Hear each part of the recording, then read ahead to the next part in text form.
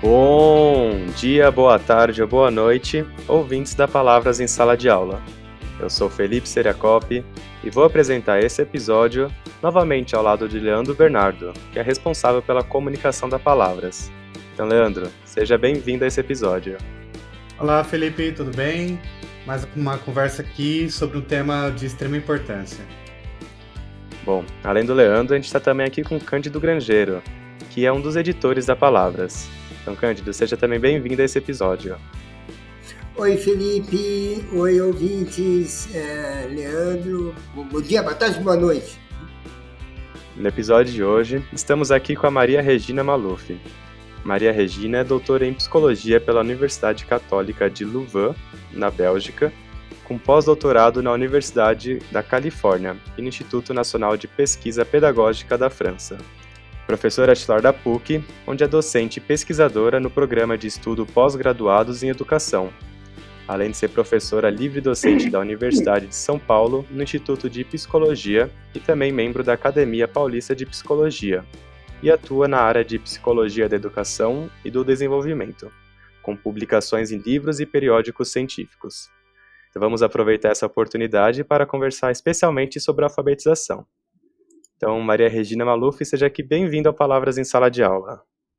Muito obrigada, é um prazer muito grande, é uma honra para mim receber esse convite para estar aqui conversando com vocês sobre um tema que me apaixona e, tenho certeza, nos apaixona a todos. Então, queria já aproveitar essa oportunidade para trazer um dado do IBGE, que é de 2019. Nesse dado, está falando que 6,4% da população com 25 anos ou mais não tem nem instrução escolar e 32,2% da população brasileira tem um ensino fundamental incompleto. E quando a gente pensa nesses dados, nesse déficit educacional que a gente tem com baixa escolaridade e, consequentemente, uma baixa alfabetização também, quais são os problemas quando a gente pensa na questão mais individual da pessoa e também no social? Não vamos fazer história agora, né? Não vamos contar a história toda, mas vamos falar dos dias de hoje. É muito triste que um percentual tão alto tenha chegado à escola, tenha ido à escola e não tenha aprendido a ler e escrever, mas é um problema que nós precisamos analisar profundamente e gerar soluções constantemente. E vamos começar pelos professores. Nós, professores, o que conseguimos ensinar para os nossos alunos se eles não souberem ler e escrever? Nós vamos ensinar usando só a palavra oral? Nós sabemos que não é assim. Nós precisamos que o conhecimento esteja grafado de alguma forma. Até recentemente, a gente grafava só no papel. Agora, nós temos possibilidade de gravar vídeos, de usar a internet, é verdade. Porém, conhecer o sistema alfabético, que é o que nos permite, vamos dizer assim, cristalizar a fala, tornar a fala algo material, que está presente, constante. Isso é a escrita. E o conhecimento que resulta da nossa atividade científica, e aí eu quero dizer o conhecimento sobre tudo, o conhecimento sobre o universo. Todo esse conhecimento está grafado em algum sistema de escrita. E é aí que eu gostaria que pensássemos juntos sobre a nossa própria experiência de leitores. Frequentemente, nós nos comportamos como se isso fosse algo natural. Nós sabemos que quando pegamos uma sala de aula para ensinar alguma matéria, nós queremos que nossos alunos saibam ler. Se um professor do terceiro ano, ele recebe seus alunos, ele entra na sala de aula, ele quer ensinar suas matérias. E aí ele descobre que tem lá alguns alunos que não conseguem ler e escrever. Vejam só a tragédia, a gente já fica perdido e diz assim, ora, como é que eu vou ensinar esses alunos se eles não sabem ler? Então vejam, onde começa a missão do professor em criar oportunidades reais, eficientes, para ensinar nossas crianças a ler e a escrever desde os primeiros anos de vida. As crianças não descobrem a linguagem escrita do mesmo modo que elas descobrem a linguagem oral. Vamos pensar na nossa experiência. Como é que nós aprendemos a falar? Todos sabemos, a gente vai repetindo palavras, a gente vai repetindo sons e vai juntando sons e vai formando palavras. Isso é universal, é próprio da nossa espécie humana. Mas quanta gente para aí, né? Não consegue ler, não consegue escrever. Ler e escrever faz parte da nossa humanidade hoje no século XXI. Quem não sabe ler e escrever, não teve oportunidade, não aprendeu, está privado de um direito fundamental. E nós, professores, precisamos de cursos de formação que nos ensine a ensinar a ler e escrever. Todos podem aprender a ler e escrever. Alguns têm mais dificuldades, outros vão mais rapidamente, mas os professores podem lidar com isso de um modo muito mais eficiente que a ciência da leitura está nos ensinando nos dias de hoje. Professora, a senhora coloca uma questão que eu acho muito bonita, né? Que é a questão do direito que todo ser humano tem em aprender a escrever e a ler, né? Eu acho isso fundamental. É uma habilidade, uma competência que se ganha para a vida inteira, né? Que vai influenciar toda a forma, né, de ação desse indivíduo. Tem uma idade correta, um ideal para se aprender essa escrita? E quais são as principais dificuldades que o professor encontra para fazer esse ensinamento? Então, Cândido, eu acho que a sua questão, ela nos desafia muito, e muita gente, muitos de nós se perguntam isso. Veja bem, o que a ciência nos mostra hoje, a ciência cognitiva da leitura, nos mostra que desde muito cedo, a partir da instalação da fala, nós já começamos a fazer relações entre símbolos e a fala. Ou seja, dizendo de outro modo, a criança aprende a falar aos 2 anos, aos 3 anos ela já fala, aos 4 anos ela já se expressa muito bem na fala. Portanto, qualquer criança que já fala, o que acontece por volta dos 4 anos, ela é sensível à percepção visual das marcas da escrita e ela é capaz de ir relacionando essas marcas da escrita com as palavras que ela conhece. Então, digamos assim, por volta dos 4 anos, toda criança é sensível a isso. aos 5 anos, aos 6 anos, ela já desenvolveu outras capacidades que vão facilitando a aprendizagem da linguagem escrita. Mas veja bem, uma criança de 3 anos, 4 anos, 5 anos, ela brinca muito, é o brincar que é importante para a criança. Então, estão certos os professores que dizem na pré-escola a criança precisa brincar. Sim, sim, é verdade. Mas a gente também brinca de desenhar, brinca de escrever, brinca de ler livros. Então, a criança brinca de escrever o nome. Então, a criança vai se familiarizando com o sistema de escrita alfabético.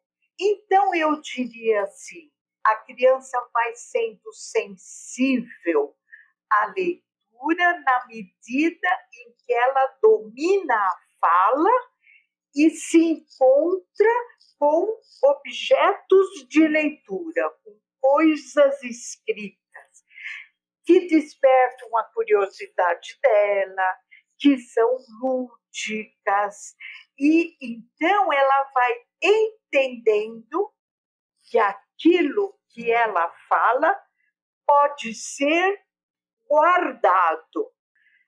Quando o nosso cérebro desenvolve consciência fonológica, consciência lexical, consciência fonêmica, ele vai discriminando letras e conjuntos de letras que representam os sons da nossa fala. Vejam como as letras se assemelham. É difícil discriminar que letra serve para cada som da nossa fala. Pensemos, por exemplo, gato, pato, mato. Percebe que só uma letra está mudando? E o nosso cérebro processa qual letra ele tem que enxergar, memorizar para qual som, qual combinação de letras para qual som da fala. Esse processo cerebral nós estamos começando a entender. Não entendemos totalmente, mas já temos conhecimento suficiente para ser usado na prática. É muito interessante ouvir o que você está comentando, porque tem um método muito claro e está sendo cada vez mais claro para a gente como otimizar esse processo de alfabetização. E aí eu queria perguntar para você mais sobre quando esse processo de alfabetização ele tem uma quebra, quando ele não ocorre efetivamente, e isso vai afetando a capacidade da pessoa de continuar nessa progressão, porque, querendo ou não, é um processo, não é do dia para a noite que você vai aprender a ler, e você não vai aprender a ler tudo de uma vez também. Então você vai complexificando esse processo. E eu queria entender mais ou menos o quão um problema nesse começo, por exemplo, no final da educação infantil, no começo do ensino fundamental, por exemplo, o quão crítico é esse primeiro momento em relação ao que vai acontecer depois. Então, quão é importante esse primeiro momento desse letramento, dessa compreensão desses símbolos em relação aos sons da fala, e como que isso pode impactar negativamente, na maioria das vezes, o restante da vida da pessoa, né? Com certeza, Leandro. É muito dramático, é muito triste quando nós nos deparamos com crianças com aquele olharzinho perdido, assim, eu não consigo. E eles choram, as crianças choram. É verdade que as crianças têm algumas diferenças entre elas, mas também é verdade que elas têm muitas semelhanças.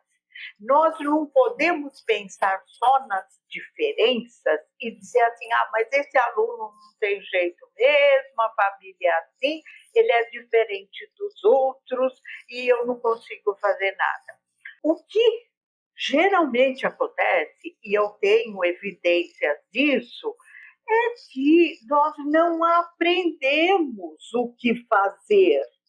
Porque no nosso curso de formação, nós aprendemos uma porção de coisas sobre história da alfabetização, sobre gêneros literários, como interpretar obras, interpretar textos, mas nós não aprendemos como é que o nosso cérebro funciona quando aprende a ler. E então, uma criança que nos anos pré-escolares não teve experiências facilitadoras a respeito da alfabetização, que chegou no primeiro ano e ao final do primeiro ano não conseguiu aprender a base do sistema alfabético, essa criança vai ficando cada vez mais prejudicada na autoconfiança, na autoestima. Essa criança vai se convencendo de que a culpa é dela, de que todos querem ensinar a ler, mas ela não consegue. Ela vai acreditando que ela é incapaz de aprender a ler. É isso que é dramático. Então, minha gente, a gente tem que voltar para trás, pegar a criança e ensinar a base do sistema alfabético. Então, para aprender o sistema alfabético, nós precisamos exercitar a visão. E a memória? A memória é componente essencial. A gente tem que memorizar isso, senão a gente esquece. Então, vejam bem, entra em jogo a zona cerebral visual e a zona da fala.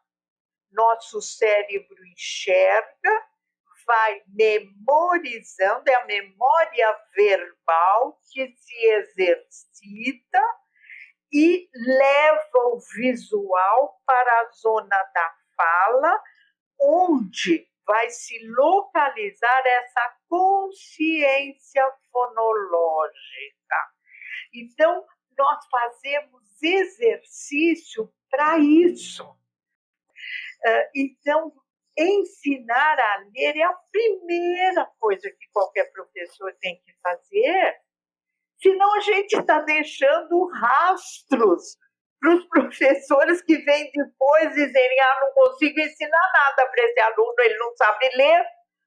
Né? Acho que essa é a nossa verdade. Realmente, como é que eu vou ensinar física para ele se ele não sabe ler? Né? Então, essa é a paixão pela alfabetização, é uma tarefa muito linda, e aqueles que hoje estão escolhendo a profissão de professor, claro que enfrentam muitas dificuldades, sem dúvida. A gente sempre tem o lado escuro e o lado luminoso de cada coisa, mas nós precisamos de cursos mais atualizados, de cursos de pedagogia que ensinem a ciência cognitiva da leitura, para que nós possamos ensinar melhor e tenhamos, então, leitores autênticos. Deixa eu te fazer uma pergunta enquanto eu escutava. Você, assim, algumas crianças, né, elas se mostram com maior facilidade de aprendizagem da escrita, né? Quer dizer, aquelas crianças que estão imersas aí, vamos dizer, que têm melhores condições de vida e etc., se mostram muito mais aptas nesse aprendizado do que as crianças com déficit, enfim, né? Por que isso acontece? Quer dizer, o que eu quero perguntar para a senhora, como nós podemos lidar na sala de aula com essa diversidade de crianças que existem no Brasil? Muitas delas com menores condições financeiras, culturais, etc., e outras, né, com limitações aí que o mundo impõe para elas, né? Eu acho que você tem razão. Você tem razão, sim, Cândido, em pensar dessa maneira. Vamos dizer assim, eu acho que tem dois lados assim na sua fala, né? Essa maravilha que é poder ler a história dos piratas, de Gulliver e de aventuras e de tudo que for. Eu posso ler quando eu aprendo a ler. Eu não preciso mais que alguém me conte. Eu não preciso mais que alguém leia para mim. Eu posso fazer isto sozinho. Então, isso é realmente uma base da autonomia, da cidadania, e é nisso que reside também as nossas legislações que organizam os grupos sociais, né? Agora, essa dificuldade, por que algumas têm dificuldades e outras não? Hoje, nós temos um razoável conhecimento a respeito dos componentes da alfabetização, ou seja, que habilidades compõem essa habilidade mais complexa que é ler, né? A habilidade central é ler. Por quê? Escrever é prioritariamente uma questão de motricidade fina, de usar um lápis ou usar teclas num computador, tá? Não se escreve se não se lê. A gente aprende a ler e aí a gente reproduz aquilo que a gente sabe ler usando computador, giz, caneta, lápis ou o que for. Uma das inversões que acontecem ainda nas salas de aula brasileira é inverter e colocar a criança fazendo exercícios gráficos com a mão e desenhando letras, sendo que a criança não conhece reconhecer a letra e reconhecer os sons que as letras representam. Isto produz crianças que enchem a página inteira do caderno com letras usadas aleatoriamente. Então, é isso que não pode acontecer. As crianças, assim como o adulto que vai aprender a ler depois de adulto, precisa aprender o que é ler. O visual e a representação das palavras. Então, essa é uma questão, é a ênfase na leitura. Agora, que habilidades são, cursoras? Se elas aparecem antes, elas facilitam a aprendizagem. Uma delas é, sem dúvida nenhuma, a capacidade de tomar consciência da palavra em si, independentemente do conteúdo da palavra. Por exemplo, quando eu falo escola, eu sei o significado de escola, mas vamos analisar essa palavra. Quantos pedaços ela tem? Como ela começa? Como ela acaba? Eu posso separá-la? Eu posso pegar um pedaço dessa palavra e usar em outra palavra? Eu posso pegar cola só? Posso, cola tem significado também. Então, analisar a palavra. Isso é o que nós chamamos de metalinguagem. Então, habilidades metalinguísticas. Habilidades metalinguísticas nos anos pré-escolares facilitam enormemente a alfabetização. Crianças que têm problemas na fala, ou que pronunciam mal as palavras, ou que têm vocabulário reduzido, terão mais dificuldade para aprender a ler e escrever.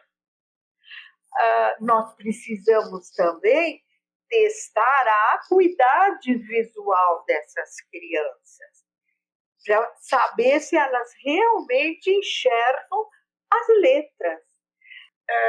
E a habilidade-chave, realmente, é a relação grafema-fonema, que nós podemos treinar também em ambiente lúdico.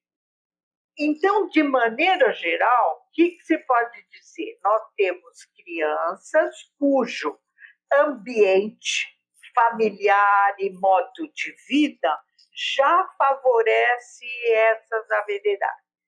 Crianças que aprendem a falar bem, com vocabulário rico, crianças que têm esse vocabulário amplo, que são capazes de prestar atenção, de focalizar a atenção para reproduzir ou manipular diferentes objetos. Essas habilidades favorecem a alfabetização. Crianças de meios sociais muito vulneráveis, de maneira geral, não desenvolvem uma linguagem verbal oral rica, com bom vocabulário, com boa pronúncia. Muitas vezes elas ficam prejudicadas pelo fato de usarem dialetos sociais ou regionais, o que na hora de aprender a ler e escrever vai prejudicá-las. Em resumo, nós sabemos dessas habilidades prévias que, com certeza, não resolvem tudo. Então, não se trata somente de ter um meio que favorece, mas também de ter condições emocionais favorecedoras da aprendizagem. Bom, então chegamos aqui ao final desse nosso bloco. No próximo bloco, a gente vai falar um pouco sobre alfabetização do ponto de vista prático.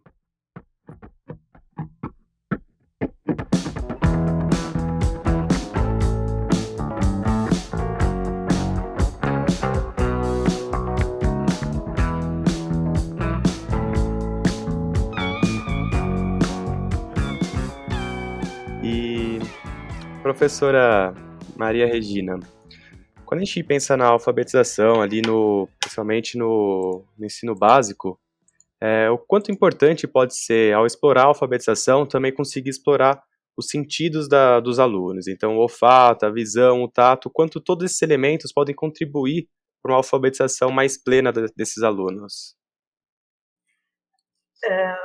Felipe, o que contribui para uma alfabetização mais plena, eu diria, é justamente tudo aquilo que se refere às nossas habilidades linguísticas. O ser humano, na escala animal, o Homo sapiens, ele se caracteriza enormemente pela linguagem. Nós temos uma linguagem que o nosso cérebro permite e que é um modo que nos permite organizar melhor o nosso comportamento. A linguagem, para não dizer que a linguagem é tudo, ela é quase tudo. Mas no que diz respeito a funções cognitivas, eu diria que a linguagem é tudo.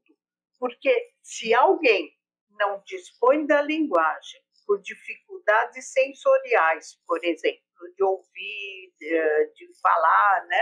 Ele vai adquirir uma linguagem substitutiva. E isso lhe permitirá ampliar o pensamento. Professora, a impressão que eu fico é que esse aprendizado da alfabetização é um ato que precisa se tornar consciente, né? O que a escola de hoje que a gente tem no Brasil, a escola pública, o que ela precisa mudar para conseguir incorporar essas novas teorias, né? Quer dizer, o que a gente precisa mudar nessa estrutura escolar para que isso não aconteça, para que as crianças de fato se alfabetizem na idade ali correta delas e que possam ter um sucesso melhor nessa vida escolar delas, né? O nosso sistema educacional, ele precisa estar montado de tal modo que ele realmente represente as nossas bases culturais, aquilo que a nossa cultura valoriza, de tal maneira que nossas crianças e jovens, no ensino básico, possam tornar-se brasileiros na cultura brasileira, que é uma cultura aberta, em si é uma cultura aberta e precisa ser, porque nós vivemos hoje de um modo internacionalizado pela internet, pelas trocas. Então, nós trocamos com o mundo inteiro, o que só torna mais evidente nossas características culturais, como nossos iguais de outras nacionalidades, outras línguas de outros países, têm seu sistema cultural. Então, a escola básica, ela tem essa função, por isso ela é obrigatória para todos. E aí foi mencionado as dificuldades para um jovem estudante realmente se envolver no estudo, sentir-se motivado e com vontade de aprender. Eu acredito que essa é uma realidade, sim, e é algo que está sendo vivido mundialmente, porque a internet trouxe de modo muito rápido formas novas de vida e de comportamento que nós ainda não entendemos muito bem. No que concerne a linguagem escrita, nós estamos estudando hoje as possíveis diferenças na aprendizagem e na memorização do material estudado quando ele é lido na forma impressa versus na tela, na forma digital, porque parece que não é a mesma coisa. O nosso cérebro parece preferir uma dessas formas que parece ser mais eficiente. Então, eu acredito que é sim um problema da escola básica, nós estamos enfrentando esse problema há muito tempo, e eu acho que ele tem que fazer parte das nossas preocupações, sim. E aí a gente às vezes diz, os nossos jovens não leem. Avaliações costumam concluir que os jovens brasileiros não compreendem o que leem. Isso é muito complicado, mas eu gostaria de apontar que compreensão auditiva, ela, de certa forma, precede a compreensão da leitura. Ou seja, se um jovem não compreende o que lê, será que, se ele ouvir, ele vai compreender melhor? Ou ele tem deficiências no seu vocabulário? Ou ele está lendo uma linguagem com uma sintaxe que ele não domina e que ele não aprendeu a dominar? Então, nesse nível, as questões são outras, né?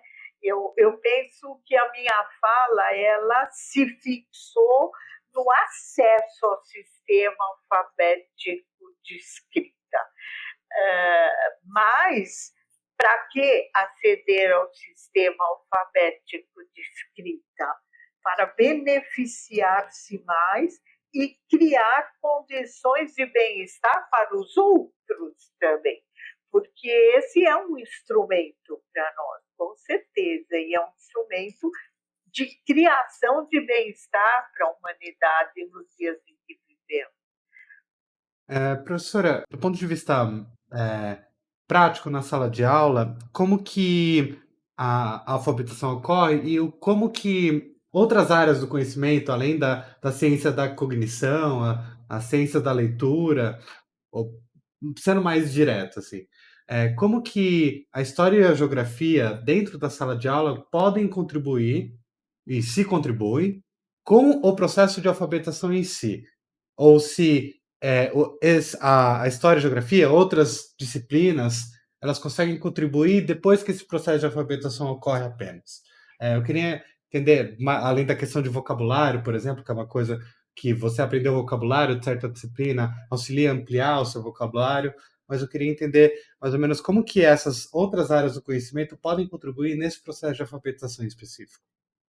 Na história da humanidade, esse comportamento democrático de oferecer escola para todos, ele é muito recente. Ele não tem mais do que 200 anos. O conhecimento era restrito aos governantes e às religiões. Portanto, não existia uma divulgação de conhecimento, assim como não existia uma divulgação da habilidade de ler e de escrever. Poucos tinham acesso. A partir do século XVIII é quando a gente vai vendo uma abertura, mas, na verdade, só no século XX nós conseguimos oferecer escolas para todos e subvencionadas, de tal modo que os diferentes poderes governamentais arcavam com o custo. Isto nos leva a refletir sobre conteúdos curriculares. Eles sempre variaram muito e nós temos, nos dias de hoje, currículos preferidos. Desde que, portanto, há 200 anos, a gente pensou seriamente em currículos para as escolas, a gente pensou neles para pessoas que soubessem ler e escrever. Então, do meu ponto de vista, eu não vejo muito ensino de disciplinas de forma independente da habilidade de leitura. Em escolas, não se ensina propriamente antes da criança aprender a ler e escrever. Porém, o ensino precisa ser relativizado também. Os estratos da população mais letrados, vamos chamar assim, preocupam-se em transferir esse conhecimento para as crianças desde muito cedo, ou seja, antes desses 7 anos ou 6 anos em que começa o ensino propriamente. O ensino propriamente dito, ele começa aos 6 ou 7 anos, porque é nessa idade que a embriogênese da criança está formada de tal modo que ela consegue um pensamento mais operacional nos termos do Piaget, com mais domínio da linguagem nos termos em que se referia a Vygotsky. Então, a gente coloca nessa fase o ensino formal. Vamos ensinar história, geografia, ou as diferentes disciplinas, né? A criança se torna mais capaz de concentração, de tomada de decisão, porque para aprender conteúdos que lhe são oferecidos pela escola, é preciso investimento de interesse, não é? E investir interesse, motivação, vontade, desde pequeno mesmo.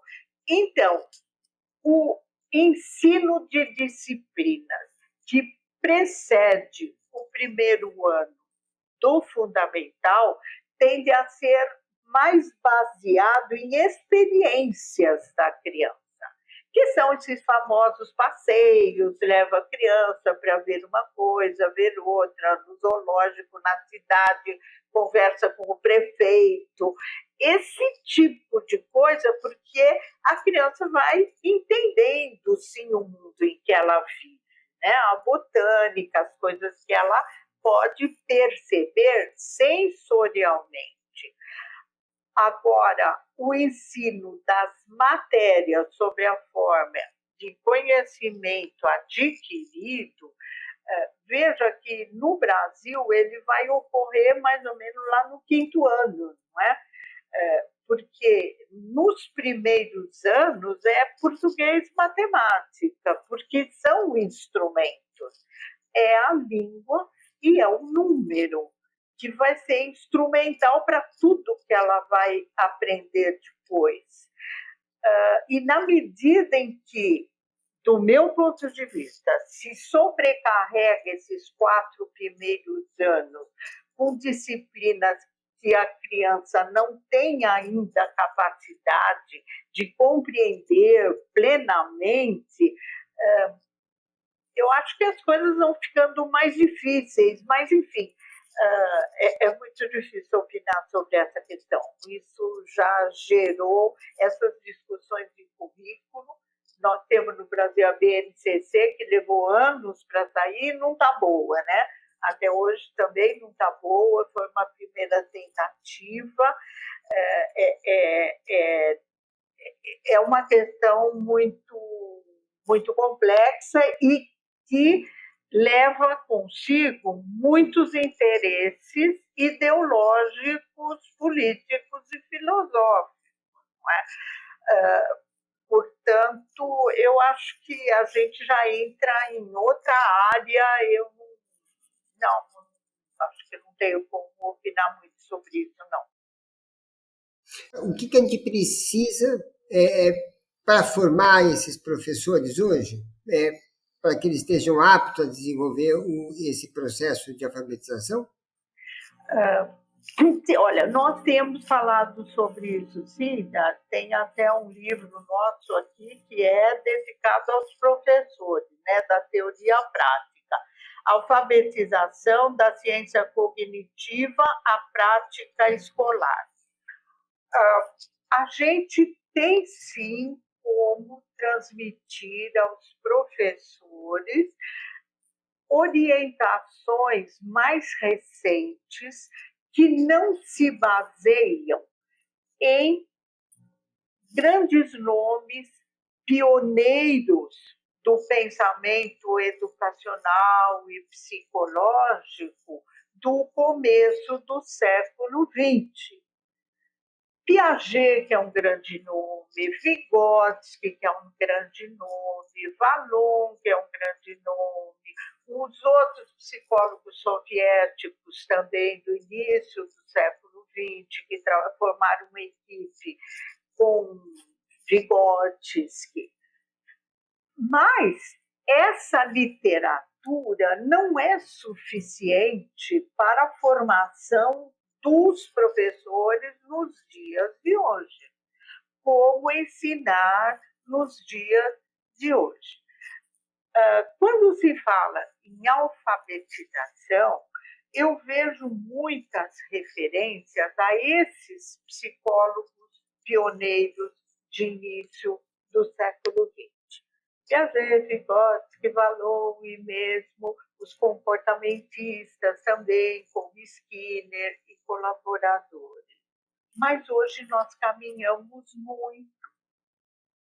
O processo de alfabetização, na linha que eu estou designando aqui como ciência cognitiva da leitura, ele reúne contribuições das ciências cognitivas, mormente das neurociências. E aí se junta também a psicologia e algumas outras ciências correlatas que também trabalham com a psicologia, como a fonoaudiologia. Junta-se também a linguística cognitiva. E, então, nós sabemos mais sobre o processo de aprendizagem de habilidades específicas. Então, eu estou tentando colocar aqui que, nos dias de hoje, a formação do professor não deve mais, não pode mais consistir em trabalhar com ideias de sistemas gerais de explicação do comportamento humano, que foram muito discutidos no século XX. E são essas preferências por sistemas mais comportamentistas, mais idealistas, ou mais de desenvolvimento genético. Não, porque atualmente se tende a estudar a aprendizagem de habilidades específicas. Ou seja, se são habilidades motoras, é uma coisa. Se são habilidades mentais, é outra. Mas mentais que envolvem o quê? Nós estamos falando de motivação e desejo, ou nós queremos trabalhar habilidades linguísticas, comportamentos linguísticos, verbais, orais. Isto já se fazia há algum tempo. Linguagem escrita é muito mais recente. Nós não trabalhávamos a aprendizagem da linguagem escrita de modo específico. Hoje o esporte avançou muito em termos de aprendizagem e os atletas são formados para aprender habilidades específicas. O professor precisa de habilidades específicas. Veja, a medicina hoje ela está toda separada em campos, em que o futuro médico vai se situando e escolhe onde ele vai trabalhar. O engenheiro é a mesma coisa. Agora, nós, de certa forma, continuamos a achar que professor é tudo igual e é a mesma formação para quem vai trabalhar com crianças de 0 a 5 anos, para quem vai alfabetizar, para quem vai trabalhar desenvolvimento da linguagem do jovem, vocabulário, sintaxe, produção de textos, compreensão de textos, formar professor para pós-graduação. Ora, é tudo igual. Formar professor de matemática, formar professor de física, formar professor de ciências políticas. Como? Em um ano de um curso de licenciatura em pedagogia, é claro que é possível.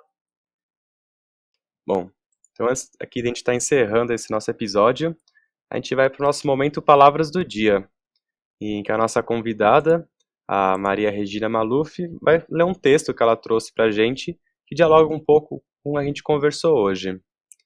Então, professora Maria Regina, quais são suas palavras do dia? Para todos nós, professores, qualquer que seja a área em que nós trabalhamos, o convencimento, baseado em evidências, de que todos são capazes de aprender a ler. Nós só escrevemos de verdade aquilo que somos capazes de ler. Aprender a ler para podermos ler para aprender. Então, esse acesso à linguagem escrita e um desenvolvimento da linguagem escrita, que esse sim deve durar por toda a nossa vida. Então, no século XXI, reforçamos as nossas palavras de hoje.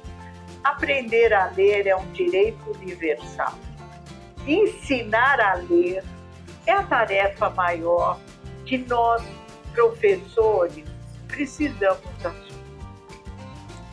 Bom, professora, queria agradecer muito aqui a sua presença, de ter tirado uma parte aí do seu dia para estar conversando com a gente, falar bastante sobre a alfabetização, como funciona. Então, de verdade, muito obrigado mesmo pela sua presença. Que agradeço a todos que tiveram uma paciência de ouvir-nos e dessa conversa unidirecional neste caso, mas que eu estou pronta a continuar sempre que tivermos alguma oportunidade. E obrigada pela escuta a todos. Bom, queria agradecer também aqui a presença do Cândido e do Leandro, né, que estiveram aqui com a gente e ajudaram em toda essa dinâmica do episódio. Então, Cândido e Leandro, muito obrigado aos dois também. Sabe que a alfabetização, ela abre um universo enorme para nós, né? Então, tem toda a minha admiração pelo seu trabalho e por essa sua empenho nesse processo. Eu acho isso fantástico e aqui do meu cantinho, né, eu acho invejável essa capacidade de poder ensinar o outro a dominar a escrita, a se expressar e a escrever. Parabéns pelo seu trabalho. Eu só faço as palavras do Cândido as minhas, porque realmente é um nível de complexidade ao mesmo tempo, que são coisas que são consideravelmente elementares e tão essenciais para a sociedade, que é formidável. Assim, eu vi tudo que a gente conversou hoje, muita coisa que é muito importante, que a gente precisa estar atento e que a gente só vai conseguir evoluir enquanto sociedade quando a gente conseguir fazer com que todos sejam capazes de ler e escrever corretamente. Então, novamente tenho muito a agradecer pela sua presença aqui, professora, e a gente está de portas abertas. Bom, estamos encerrando mais um episódio do Palavras em Sala de Aula. Confira todos os episódios no nosso site, palavraseducacau.com.br, no Spotify, Apple Podcasts, YouTube e em seu agregador de podcast favorito.